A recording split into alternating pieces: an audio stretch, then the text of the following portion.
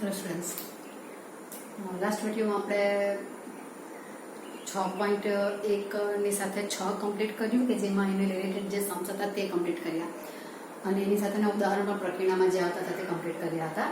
એક ઉદાહરણ તમને આપેલું હતું. હવે આપણે બીજો પોઈન્ટ ડિસ્કસ કરવાના દ્વિચલ માટે તેની પણ થોડીક માહિતી આપેલી હતી, જે મેં તમને પીડીએફમાં નથી આપી કારણ કે નવી પીડીએફ જે અને દાખલા સાથે આવીશ તેમાં હું તમને લખાણ લખી દઈશ. એમાં એટલે તમારે સ્ટેપ્સ લખવાના રહેશે કે કઈ રેખા કેવી આવે છે. તે જૂનું જ છે. આ ચેપ્ટરને લખતું તો ખાલી એનો કન્સેપ્ટ તમારે લેવાનો છે કે રેખા કેવી આવે છે તે જ છે.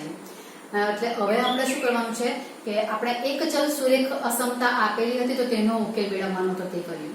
તેનો ઉકેલ મેળવ્યો તેને સંખ્યા રેખા પર પણ દર્શાવ્યું. જ્યારે એક ચલ આપેલો હોય ત્યારે આપણે એક સંખ્યા રેખા એક R1 યામ પદ્ધતિ કહેવાશે એને, જેમાં x અક્ષનો જ ઉપયોગ થાય ને તે મારી R1 યામ પદ્ધતિ. R1 આમ પણ લખે કે આમ પણ લખે, R1 યામ પદ્ધતિ. એમાં એક જ અક્ષ તમારો વપરાશે. R2 યામ પદ્ધતિ કરું એટલે એમાં x અને y બંને અક્ષ આવશે અને R3 યામ પદ્ધતિ તેમાં x, y અને z ત્રણ અક્ષ આવશે. એટલે આ 3 ડાયમેન્શનમાં જતું રહેશે. આ 2 ડાયમેન્શન એટલે કે આ પ્લેનમાં આવશે, સમતલ. બરાબર?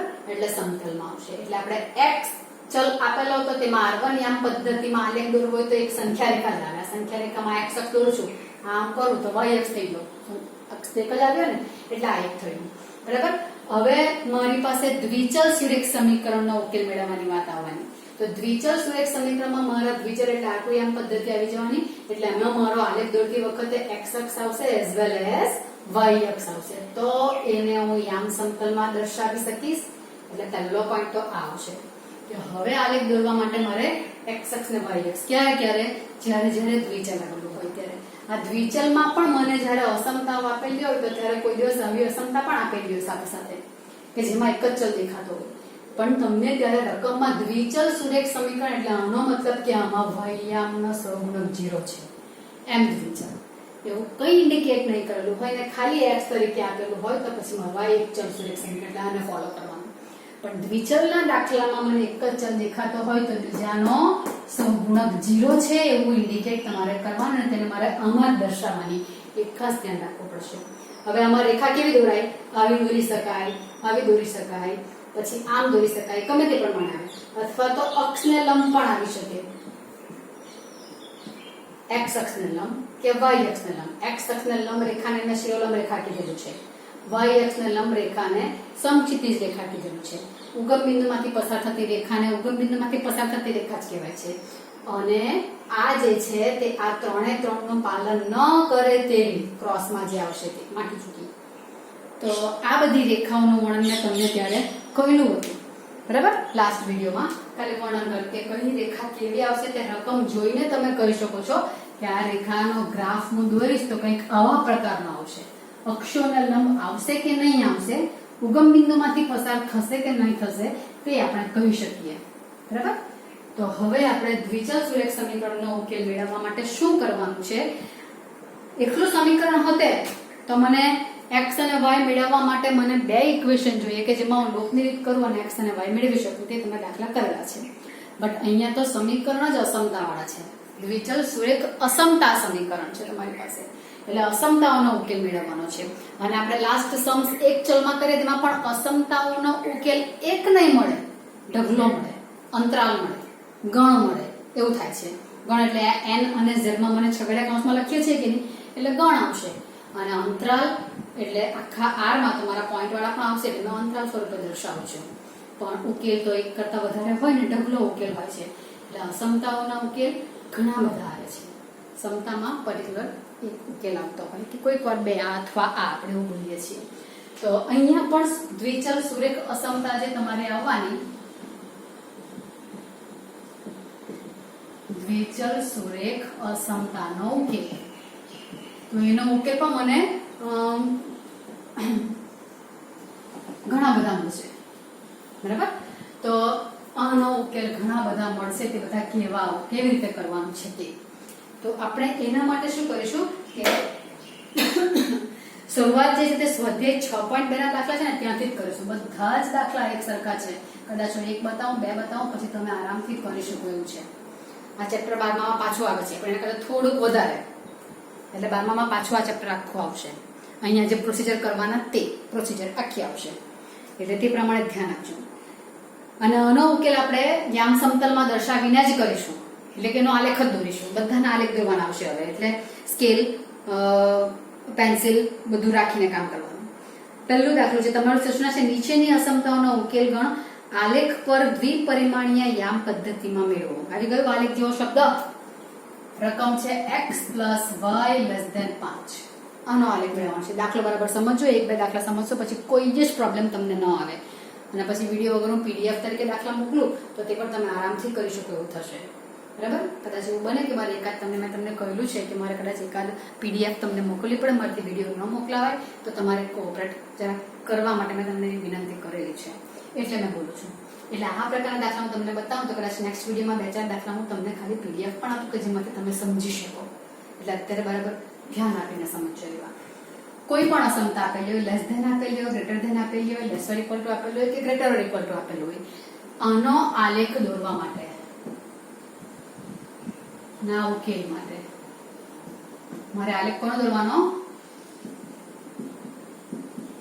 x + y = 5 નો આલેખ દોરવાનો. ઇક્વલ ટુ નો દોરતા આપણને આવડે એટલે આલેખ દોરવાનો એવું બધું લખવાનું નથી, પણ પહેલો દાખલો છે એટલે હું તમને x + y = 5 નો આલેખ એમ. પછી અહીંયા ગમે તે અસમતા હોય, બરાબર, ઇક્વાલિટી નહીં દેખાય તો પણ આપણે કરવાનું. પછી નથી લેવાનું તેના માટેનો રસ્તો આપણે કાઢીએ. હવે આનો આલેખ દોરવો એટલે શું કરવું? તો કે મારે કોષ્ટક બનાવવાનું, કારણ કે આલેખ દોરવા માટે મને રેખા છે તો ખબર જ છે. તો રેખા દોરવા માટે મને કમસે કમ 2 પોઈન્ટ જોઈએ, એટલે કમસે કમ 2 પોઈન્ટ આપણે લઈ લઈએ. એક વખત x ને 0 લઈ લઉં તો y = 5, પછી હું y ને 0 લઉં તો x = 5. મોસ્ટ ઓફલી આપણે એવું સિલેક્ટ કરવાનું કે x અને y 0 લઈએ એટલે અક્ષ પર બિંદુ આવે એટલે આપણને આલેખમાં, કેમ કે અત્યાર સુધીમાં એવું આવ્યું છે કે તમને આ જે દાખલા આવે છે ને તે તમને બોર્ડમાં પણ 12માં પણ એવા ચેપ્ટર આવે છે, તેમાં આલેખ પેપર નથી આપતા. આલેખ પૂછાય છે ખરો, પણ અત્યાર સુધી કેમ તમને આલેખ પેપર આપે સ્કૂલમાં એક્ઝામ હોય ત્યારે, પણ આમાં આલેખ પેપર નથી આપતા. એટલે તમારી સપ્લિમેન્ટરીમાં જ તમારે આલેખ દોરવાનો. પણ લાસ્ટ બોર્ડની એક્ઝામ ગઈ ને તેમાં આલેખ આપેલો હતો, પણ ખબર નહીં કે હવે નેક્સ્ટ આપશે કે કેમ. એટલે આપણને તો અત્યાર સુધીમાં કોઈ દિવસ આલેખ આપ્યો નથી. લાસ્ટ યર ના આપેલો હતો, નેક્સ્ટ યર ના આપે કે નહીં આપે ખબર નહીં. એટલે આપણે નથી આપવાના એવું છે એને જ કામ કરીશું. ઓકે, એટલે તમારે ગ્રાફ જે દોરવાનો છે તે કેવી દોરવાનો છે? ગ્રાફ પેપર વગર દોરવાનો છે. એટલે આપણે પોઈન્ટ એક્ઝેક્ટલી અક્ષ પર ના લઈએ ને તો વધારે સારું, બરાબર. અને અક્ષ પર સંખ્યા રેખા પર પણ માપ આપણે બધા 1-1 સેન્ટીમીટરના કેવો ચોક્કસ માપ રાખીને જ પોઈન્ટ આપીશું કે જેથી ગ્રાફ વાંકો ચોખ્ખો નહીં દેખાય. આઈ મીન એ એમ કરીને કઈ અહીંયા પહેલા 0 આપે ને પછી અહીંયા 1 આપે ને પછી 2 અહીંયા બાજુમાં આપે ને 3 અહીંયા બહાર આપે, આ તો કેવું લાગે બધું, જવાબ પણ સાચો દેખાય નહીં. એટલે આ ગાળો 2 પોઈન્ટ વચ્ચેનો આપણે સરખો રાખીશું, બરાબર. આલેખ પેપર વગર કરવાના છે એટલે આલેખમાં તો સરખા ગાળાવાળું હોય જ છે. તો 2 પોઈન્ટ મને મળી ગયા. હવે મારે એનો આલેખ દોરવાનો છે. આમાં આલેખ ગંદો થાય ને, આમાં આપણે તો જોઈ લઈએ કે કેવું કેવું આવે છે. આલેખ દોર્યા ઉકેલ પણ તમને એમ આવશે કે આનો ઉકેલ કહેવાય, પણ એને જ કહેવાય, જે કરીશું તેને જ કહેવાય. દ્વિચલ છે એટલે x યામ ને y યામ દોરવાના જ રહેશે. 0 પછી આ ગાળો જે તમે લો છો ને તે માપીને સરફળ લેજો તે પૂછું. હવે માઇનસમાં તમારે જવાબ નથી જતો, આ માઇનસમાં નાનું કરી દેમ તો બહુ વાંધો નહીં આવે. અહીંયા પણ માઇનસ નહીં લઉં તો કોઈ વાંધો નહીં, કે મારા માઇનસ વાળા પોઈન્ટ અહીંયા છે જ નહીં. આ બધા ગાળા સરખા રાખવા કહું છું, અને x કહી દઉં અને અહીંયા y કહી દઉં. આ રેખા કેવી કહેવાય? તો x અક્ષ એટલે y, આ બધામાં y 0 હોય ને એટલે y = 0 રેખા કહેવાય. y અક્ષ એટલે કઈ રેખા કહેવાય? x = 0. આ બધા પર x = 0 હોય. રેખા સાથે લખતી જાવ એટલે તમને ખ્યાલ આવે, બરાબર છે. હવે આલેખ દોરવાનો છે તો આલેખમાં એક પોઈન્ટ છે 0,5. x 0 ત્યારે y 5, x 0 ત્યારે y 5, પછી x 5 ત્યારે y 0. એટલે આ થયું. આ બે માંથી પાસ થતી રેખા. હવે એ રેખા મારે આ દોરવાની છે તો આપણે એમ તો આખી દોરી નાખીએ છીએ, પણ હવે તમારે અહીંયા અસમતાનો ગ્રાફ છે. અસમતામાં મેં અહીંયા ગ્રાફ દોર્યું એટલે x + y = 5 ની રેખા આવે તો રેખા પરના દરેકે દરેક બિંદુ રેખાનું સમાધાન કરશે જ કે નહીં? એટલે રેખા પરના બિંદુ રેખાનું સમાધાન કરશે એટલે ઉકેલમાં આવી શકે. પણ અહીંયા મારે કેવું લેવાનું છે, x ને y કેવા લેવાના છે, 5 થી નાના હોય તેવા. અહીંયા x અને y બધા મારા 5 થાય તેવી જ રેખા પરના બિંદુ આવશે. એટલે આ જો મેં આખી આમ દોરી દઉં, આખી જ આમ દોરી દઉં, તો આના પરના બિંદુ જે આવવાના x અને y ને જોડી જ આવવાની, તો તે 0 ને 5, 1 ને 4, 2 ને 3, તો તે બધા બિંદુ તો ઇક્વલ ટુ 5 થાય તેવા. હવે ઇક્વલ ટુ 5 તો લેવા કીધેલું જ નથી, તો પછી મારે કરવું શું? તો એનો રસ્તો એવો છે કે તમે આ જે લાઈન દોરો છો ને, તે લાઈન મારે જો અહીંયા ઇક્વાલિટી નહીં હોય ને, અસમતામાં ઇક્વાલિટી નહીં હોય તો મારે આ રેખા કેવી દોરવાની? તૂટક દોરવાની.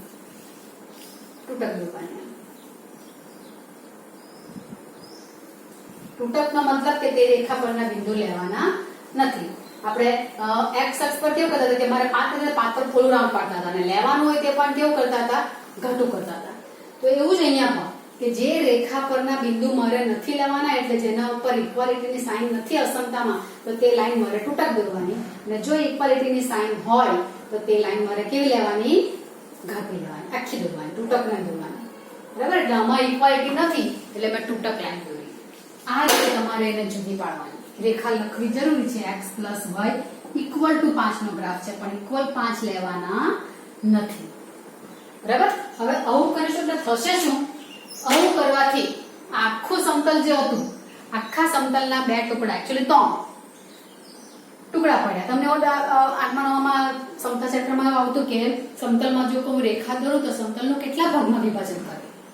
હા, તો રેખા વચ્ચે મૂકી દીધી એટલે રેખા દ્વારા સમતલનું કેટલા ભાગમાં વિભાજન થયું? તો રેખા દ્વારા સમતલમાં કયો ભાગ પડતો? તો રેખાની ઉપરનો અર્ધતલ અને રેખાનું નીચેનું અર્ધતલ. આમ બે પડે કે નહીં? અને ત્રીજો ભાગ કયો હતો? કે રેખા પોતે.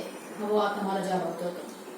સમતલમાં તમે વર્તુળ દોરો તો વર્તુળની અંદરનો ભાગ, વર્તુળની બહારનો ભાગ અને વર્તુળ પોતે. રેખા દ્વારા રેખાની આ બાજુનો અર્ધતલ કહેવાશે, રેખાની ઉપરનો અર્ધતલ, આ નીચેનું અર્ધતલ અને રેખા પોતે. આમ બે ટુકડા થઈ જાય છે. રેખા પોતે સાથે 3 ટુકડા થાય છે. એટલે રેખા દ્વારા સમતલનું આ રીતે ભાગમાં વિભાજન થઈ ગયું. તેમાંથી કયો ભાગ ઉકેલ? ક્યાં તો આ ભાગ ઉકેલમાં આવશે, ક્યાં તો આ ભાગ આવશે. તો તે તમારે કઈ રીતે ડિફાઇન કરવાનું? તો મારે એવા x અને y શોધવાના કે જેનો સરવાળો 5 થી નાનો થાય, અસમતાનું સમાધાન કરે તેવા. હવે અહીંયા બહારનો કોઈ પોઈન્ટ લઈ લો. બહારનો કોઈ પોઈન્ટ લો એટલે અહીંયા ધારો કે 4 ની સાથે હું 6 લઈ લઉં, તો બહાર આવશે ને 4 ની સાથે 6. અહીંયા મારો પોઈન્ટ હશે 6, અહીંયા આવશે ને 4 ની સાથે 6. 4,6 નો અસમતાનો, તો બેનો સરવાળો 6 ને 4 10 થવાનો, 5 કરતા વધી ગયો. બરાબર? 2 ની સાથે હું 5 લઈ લઉં, 2 ની સાથે 5 લઉં તો પણ જવાબ 5 ને 2 7 થવાનો. 2 ની સાથે 4 લઈ લઉં, 2 ની સાથે 4 લઉં તો પણ 4 ને 2 6 થવાનો. 2 ની સાથે 3 લઉં તો 5 થાય, 5 પણ નથી લેવાના. 2 ની સાથે 2 લઉં તો આવે, પણ 2 ની સાથે 2 ક્યાં આવે? અહીંયા. બરાબર? આખું શું દર વખતે આપણે પોઈન્ટ જોઈને વિચારવાના. તો એનો અહીંયા આવું પોઈન્ટ જોઈને વિચારીને કરીએ ને, તેના ઉપર તમારું પરિણામ મળેલું છે. તે શું મળેલું છે?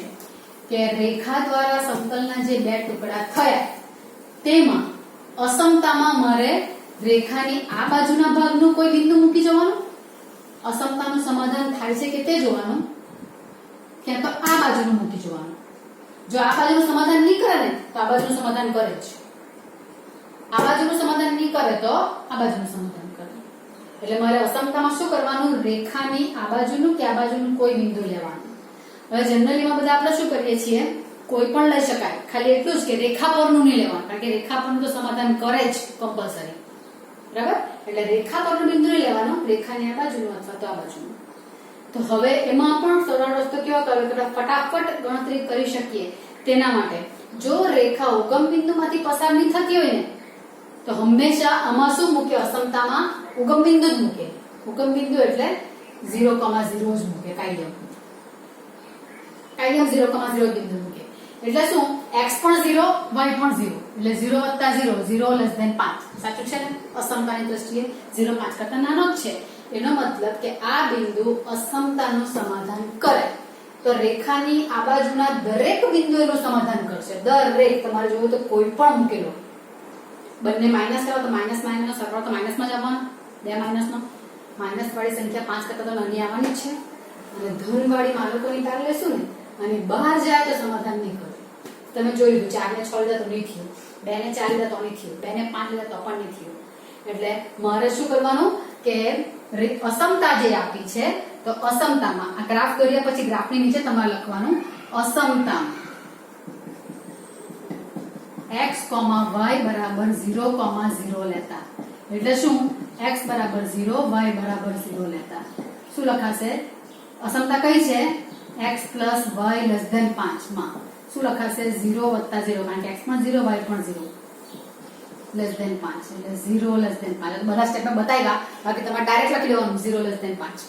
આઈ મીન આ તો 0 જ થશે, કારણ કે x પણ 0 લેવાની, y પણ 0 લેવાની. એટલે પણ સરવાળો બાદબાકી જે કયો તે 0 જ થવાનું છે. અહીંયા ગુણાયેલું હોય તો પણ 0 જ થવાનું છે. એટલે 0 જ આવશે અહીંયા, less than અહીંયા જે અંક હોય તે 0 less than 5. તો આ શું છે? જે સત્ય છે. જે સત્ય છે એટલે મેથેમેટિકલી વિધાન સાચું દેખાવું જોઈએ. અહીંયા ગ્રેટર ધેન હોતે તો લોચા પડતે ને. અહીંયા આમ લખાતો 0 ગ્રેટર ધેન 5 આટલું સાચું છે, બરાબર. 0 5 થી મોટો નથી તો તે અસત્ય છે. સત્ય છે ધેટ મીન્સ કે આ બિંદુ જે આપણે લીધું ને તેનું સમાધાન નથી કરતું એમ થશે, પણ અહીંયા તો લેસ ધેન છે એટલે 0,0 અસમતાનું સમાધાન કરે છે. અસમતાનું સમાધાન કરે છે. ધેરફોર ઉકેલ શું આવશે?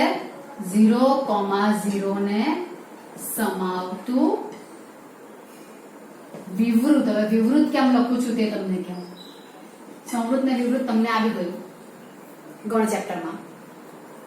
તૂટક લાઈન હોય તો વિવૃત અંતરાલ 5 લેવાનો નથી, એટલે અહીંયા ઇક્વાલિટી હોય તો સંવૃત અંતરાલ આવશે અર્ધતલ, અને ઇક્વાલિટી ન હોય તો વિવૃત લખવાનું, બરાબર. એટલે રેખા પરના બિંદુ, સંખ્યા રેખા પરના બિંદુ લેવાનું હોય તો આપણે ઘટું કરીએ કે તો સંવૃત કરીએ, અને નહીં લેવાનું હોય તો વિવૃત કરીએ. તો અહીંયા પણ આ 5 થાય તેવું નથી લેવાનું, એટલે વિવૃત. એટલે લેવાનું હોતે તો ઇક્વાલિટી હોતે તો મારે સંવૃત લખવાનું. એટલે તૂટક લાઈન આવે એટલે વિવૃત અર્ધતલ. અર્ધતલ કેમ તો કે આટલો ભાગ આવે. આ મેં લખાણ લખ્યું. તો હવે ગણતરી કરવાની તમારે ગ્રાફમાં તે ગ્રાફમાં ગણતરી કઈ કરવાની તો કે જે ઉકેલ આવ્યો ને 0,0 ને સમાવતું મેં એવું લખ્યું. તો 0,0 આ સાઈડે છે કે નહીં, તેને સમાવતું આ બાજુનો બધો ભાગ, આ બાજુનો બધો ભાગ એટલા રીતે રંગીએ. હવે રંગીનમાં આપણે ડ્રોઈંગ કરવાની બેસવાનું. આવું થોડુંક છૂટું છૂટું અને જરાક ઝાંખી લાઈન દોરી દેવાની. આ બધો ભાગ ઉકેલમાં આવશે, રાઈટ છે. ચોકડીમાં તો આખું રંગીન કરેલું છે બધું. આપણે એવું નહીં કરવાનું, આપણે આવી લાઈન પાડી દેવાની.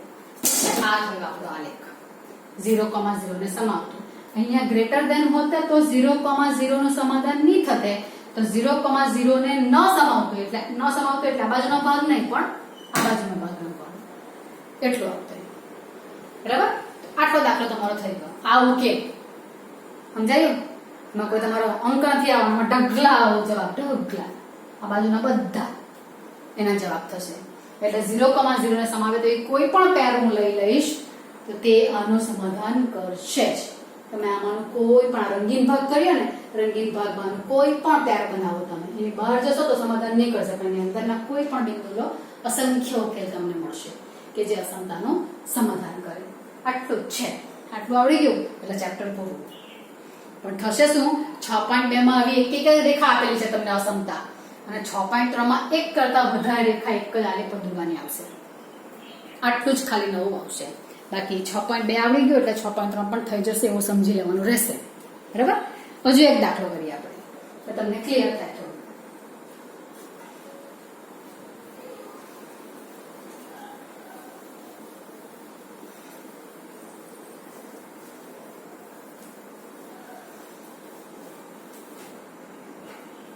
ચાલો બીજો દાખલો કરીએ આપણે.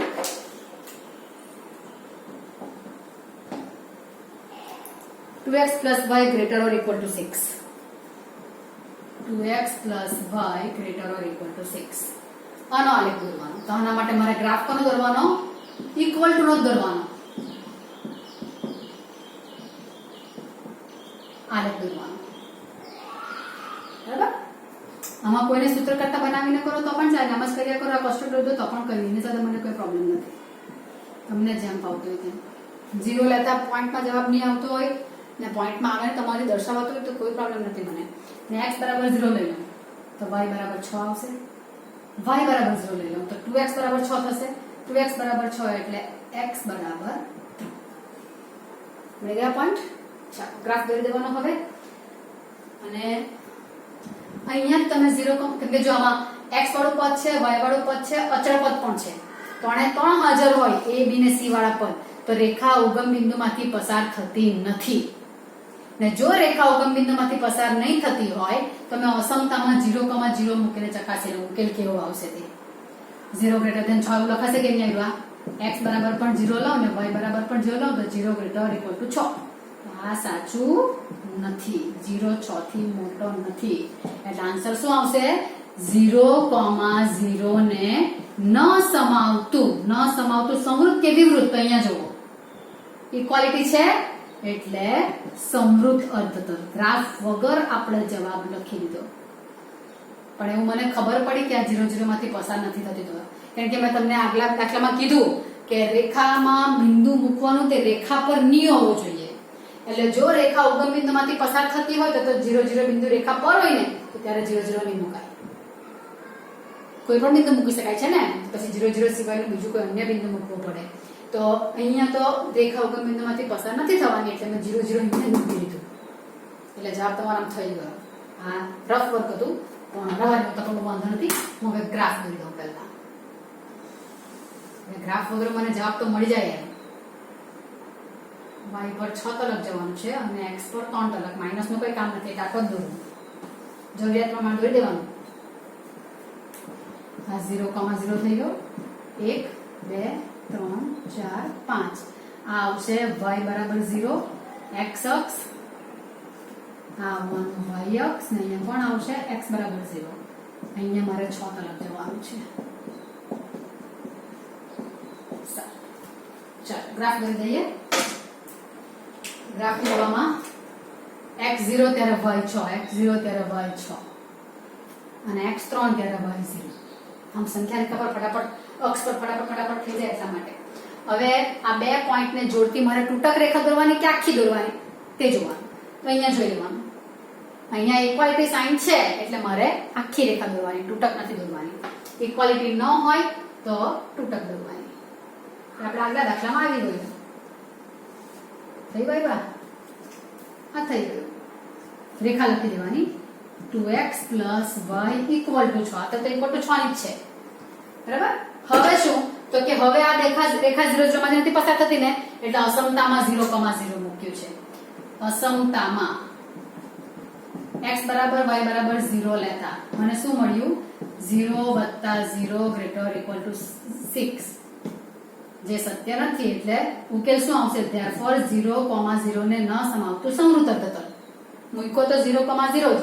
આમાં જો 1,1 મૂકીશ તો સમાધાન નહીં કરશે. જો 1,1 0,0 સમાવે છે કે આ બાજુના ભાગમાં આવી ગઈ. એટલે આ ભાગ રંગવાનો કે આ ભાગ રંગવાનો, બેમાંથી કોઈ એક જ જવાબ આવે. કમ્પલસરી બેમાંથી કોઈ એક જવાબ તમારો આવી જવાનો છે. તો કયો ભાગ રંગવાનો? તો આ 1,1 આ 0 0 સમાવે તેવો ભાગ છે. આ બાજુ રંગો તો 0 0 રંગાઈ જશે. સમાવે that means કે રંગાઈ જાય.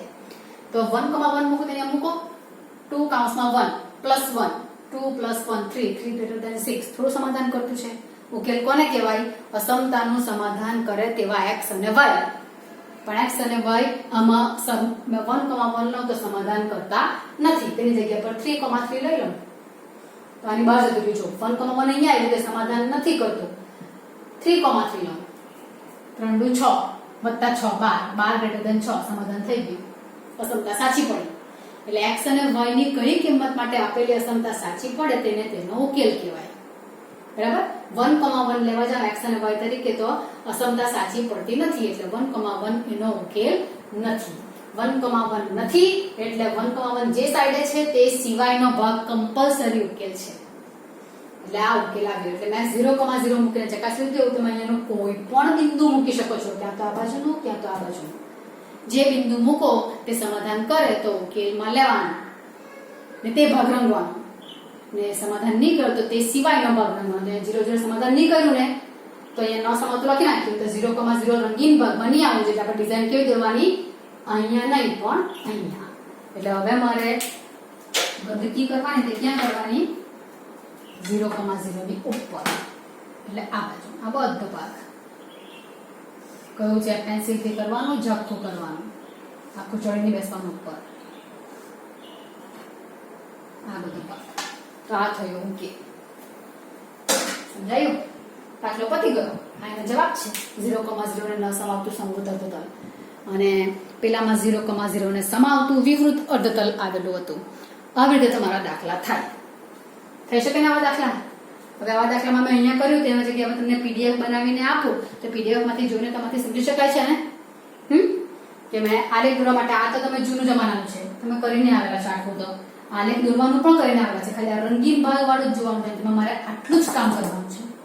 0,0 માંથી ની પસાર થાય તો 0,0 અંદર મૂકવાના. બરાબર છે? આમાં એક વસ્તુ તમને બતાવી દઉં. એકાદ દાખલો જો કદાચ અહીંયા હોય તો જો 9મો દાખલો. 9મો દાખલો શું છે? આ કાઢી નાખું જરા, એક ખાલી બતાવી મૂકું. 9મા દાખલામાં તમને અસમતા કેવી આપેલી છે તો કે y less than -2, એટલે ગ્રાફ પણ દોરવાનો y equal to -2 નો. બરાબર? ફટાફટ એમ જ કરી નાખું. y equal to, એમાં કોષ્ટકનું કામ જ નહીં મળે કેમ કે આ y equal to અચળ રેખા, તમને કાલે તે દિવસે બતાવ્યું વિડીયોમાં કે y equal to અચળ રેખા જો આવે તો તેનો ગ્રાફ y અક્ષને લંબ આવે. કયામાંથી? તો અહીંયા જે પોઈન્ટ આપ્યો તેમાંથી પાસ થતી રેખા. આનું કામ નથી આમાં નીચે કામ છે. 0, 1, 2, અહીંયા -1 ને અહીંયા -2. -2 આપેલા છે ને એટલે કર્યું. -2 લેવાનો છે ને, y less than -2 એટલે -2. y equal to -2 એટલે -2 માંથી પાસ થતી y અક્ષને લંબ રેખા. આમ આવી ગયું. આ એનો ગ્રાફ બની ગયો. બરાબર? x equal to 1 આપેલો તો x equal to 1 અહીંયા તો x અક્ષને લંબ રેખા. j equal to આપ્યું તેને લંબ રેખા. એમ કયામાંથી પસાર થાય તો જે પોઈન્ટ આપ્યું તેમાંથી પસાર થતી. કેમ કે આમાં y ફિક્સ છે, x ગમે તે લંબ. x1 y -2, x5 y -2, x -5 y -2, x0 y -2. y fix જ છે. આ ગમે તે આવે એટલે x ગમે તે આવે y -2 છે. બરાબર? તો આ મારો ગ્રાફ થયો કયો? y equal to -2 નો. હવે આમાં રંગીન ભાગ કયો? તો y કેવો લેવાનો છે? -2 થી નાનો. -2 થી નાનો એટલે -2 થી નાનો ક્યાં જશે? ઉપર કે નીચે? -1, 0, 1, 2 એ તો -2 થી મોટા થઈ ગયા ને, એટલે આમાં -2 થી નાનો એટલે ભાગ કયો રંગાશે? આયરો આ રંગાશે. અહીંયા બધા ઋણ આવે ને, -3, -4, -5, -6. જો x equal to 2 નો પૂછો તો x equal to 2 માટે આ રેખા આવે ને x greater than 2 કીધેલું હોય તો greater or equal to 2 થી મોટા એટલે આ ભાગ રંગવાનો. આમ કરે. એમાં ડાયરેક્ટ જોઈ લેવાનું 2 થી મોટા એટલે 2 થી મોટા જમણી બાજુ ને 2 થી નાના કીધેલા હોય તો ડાબી બાજુ. ક્યારે? x equal to આપેલું હોય તો, અને y equal to આપેલું હોય તો જે અંક આપ્યો તેનાથી મોટા તો ઉપરની બાજુ, તેનાથી નાના તો નીચેની બાજુ. આમાં મોટા તો જમણી બાજુ, નાના તો ડાબી બાજુ. આમ હોય તો મોટા તો ઉપર ને નાના તો નીચે.